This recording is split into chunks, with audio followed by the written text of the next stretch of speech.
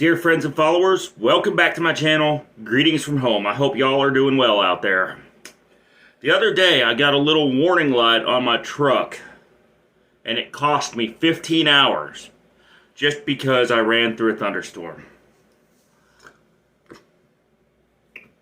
That little warning light is for something called a diesel particulate filter. And I would like to kind of go into what it is, why the EPA thinks we need them, and, well, when it's going to finally be phased out. That's coming up right now on Truckin'.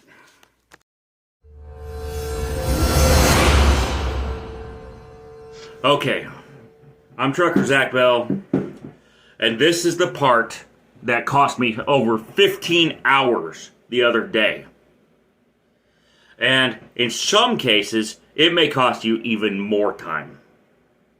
If you're getting into this trucking industry, or if you're buying a diesel pickup truck, be aware of this. Because the diesel particulate filter requires maintenance, and sometimes, even with maintenance, it still fails. So, let's go into why it exists. In 2007, in an attempt to reduce emissions coming from diesel semis, the Environmental Protection Agency required manufacturers of trucks to install filters on all diesel engines. And when they did so, then the world took notice and started putting them everywhere. Many people talk about the Toyota pickups down in Australia having their DPFs poop their panties, for example. I'm looking at you, John Cadogan, and in particular. These filters have been around for a while now. And the problem is, they're a continuing maintenance headache. In 2010, SCR was added to these filters by way of what Freightliner calls the Detroit Diesel one-box assembly, where you've got a DPF, and then just behind that DPF is all your SCR hardware. Or to further reduce emissions. The problem is when that DPF gets clogged up, it requires several hours and several different maintenance techniques in order to fix it. So the first thing that happens when the DPF clogs up is a series of warning lights will come on. First it'll come on with a regen warning light, then it'll come on with a flashing regen warning light, then the check engine and stop engine lights come on and start a countdown timer. When this countdown timer starts, you need to get the truck off the road and call your maintenance or begin a parked regen procedure. Now, to find out what this regen procedure is, you'll need to look in your owner's manual and double check, because it varies from truck model to truck model.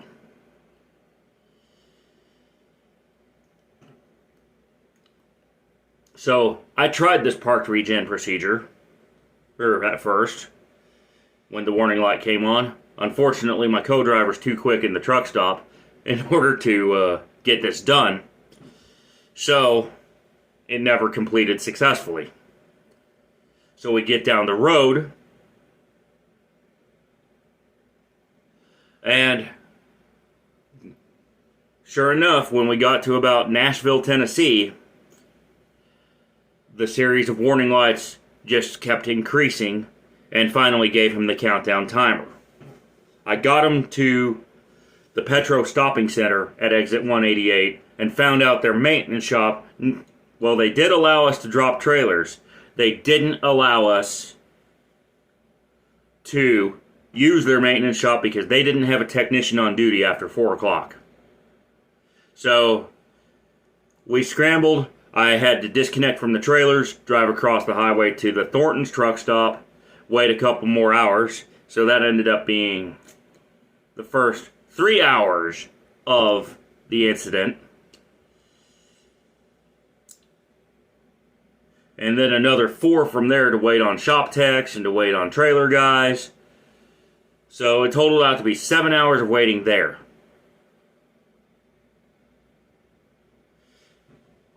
And once the shop tech got done with the regen, we went back to the Petro, hooked back up to our trailers, because the trailers were supposed to be taken to a terminal there in Nashville. Unfortunately, the wrecker driver never showed.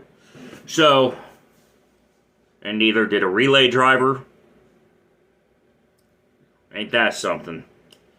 So, we got hooked back up. We got the trailers dropped at the Nashville hub once the repairs were done. And then had to sit for another 12 hours. So total delay was about 19 hours. Just for this one little problem. And all because the DPF got cold and wet due to a thunderstorm. And therefore couldn't get up to operating temperature. This is not anything unusual. So, in the next segment, we'll be talking about the warning lights, how they work, and what to do if your DPF poops its trousers on the roadside.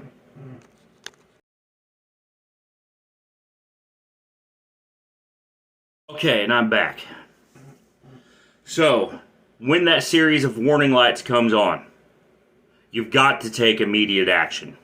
Now, Freightliner set theirs up so it can get you to the end of your shift or for a few hours after those warning lights come on. However, the sooner you get pulled over to troubleshoot the problem, the better the outcome is. And for those of y'all with pickup trucks that have this, and you do a lot of in-town driving, this also applies to you. So, when that warning light comes on,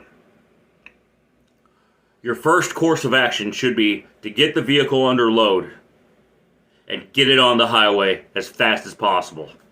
Get it up to a cruise speed of about 65 to 70 and run it for about an hour. This should help burn off the soot in the DPF. By allowing that DPF to get up to operating temperature and to continue to run under load until the DPF clears itself out. However, that's not always enough. So, the manufacturers offer a parked regen procedure that injects fuel directly into the DPF to accelerate the burn and blow process. If the check engine and stop engine warning lights come on, or if your DPF light starts flashing, you need to pull off to the side of the road immediately and begin the parked regen procedure according to your owner's manual. And if this doesn't shut the warning light off, then the only other thing that you have that you can do is to call your roadside assistance and have them bring a technician with a laptop to troubleshoot the problem. And if they can't fix it on the roadside, then you're calling a wrecker from there. And probably going to be out a couple of $1,000s. So, will this troublesome piece of hardware be disappearing anytime soon? Well, I'll answer that next.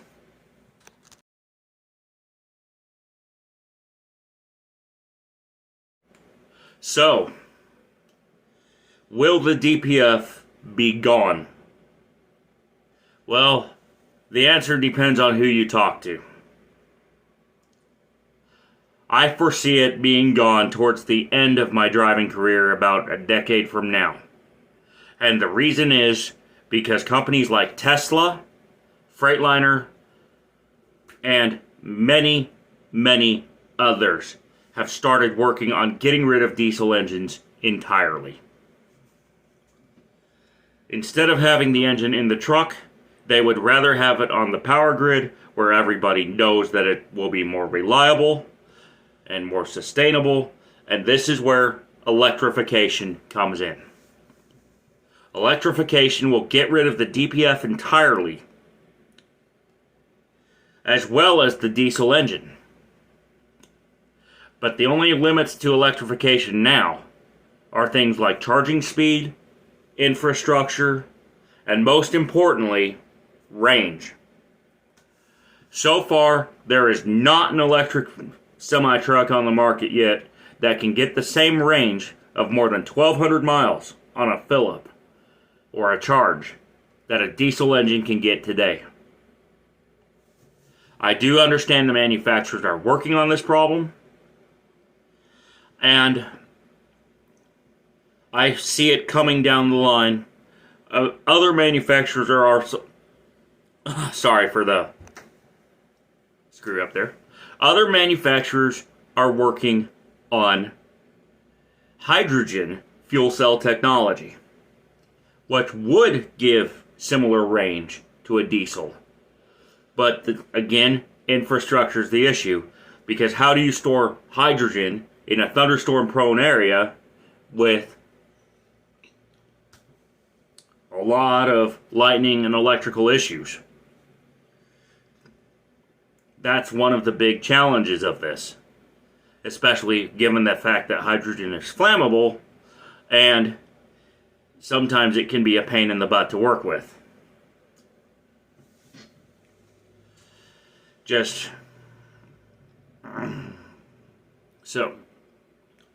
So hopefully all these issues get sorted out within the next couple of decades. And I'm really leaning towards electrification being the future. Just think. Trucks-only highways with catenary wires, and unfortunately that would eliminate your ability to pass unless your truck has its own batteries inside.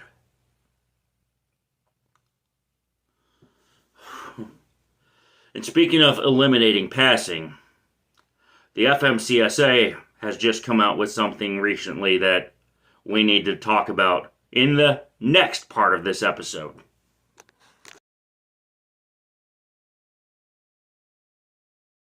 So one of the steps to electrifying big rigs is to get everybody on the same page and at the same speed. No more 62 this and 85 that and 130 here and 110 there.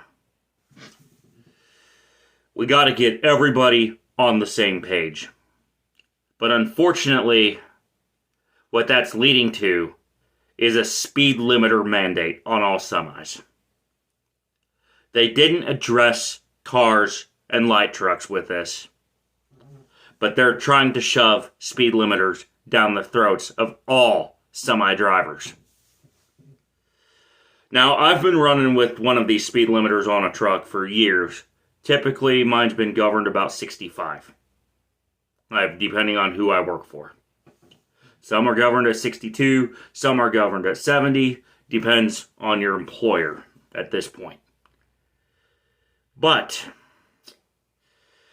the FMCSA is wanting to mandate a single speed limiter for all trucks nationwide. And unfortunately, that's going to lead to problems, because that means trucks won't be able to pass each other on the highway. When they do pass, it's only because one will have a lighter load than the other, and it's really a pain in the butt. It causes congestion, and according to the Insurance Institute for Highway Safety, the risk of someone rear-ending a slow truck with a fast car is their head getting chopped off, literally by the truck's trailer. And don't believe me for this. I will link to their crash test video involving several semi-trailers and a Chevy Malibu that they did back in 2009. So, I really think that speed limiters, if they're going to be adopted by trucking, they're going to have to be adopted by the rest of the automobile industry as well. And unfortunately, since that is the case, the federal regulators need to step up their game. And instead of trying to force these limiters down everyone's throats, they should be focused more on developing active safety tech, like the lane departure warning systems, adaptive cruise control, and automatic braking that many of these trucks have nowadays. And many of these trucks will need a much better radar system than what is currently out there. And only time will fix this problem. So, DPFs, speed limiters, and electrification. I think electrification is going to be pretty viable in the next few years once all the bugs are worked out. But DPFs and speed limiters will continue to be a headache for a long time to come. So, hopefully this helps you out. If it did, hit the thumbs up and hit that subscribe button and ring the notification bell so that you won't miss another episode of Truckin' It. Until next time, let's make your best trip your next trip. Keep learning, keep thinking, keep on trucking. Bye for now.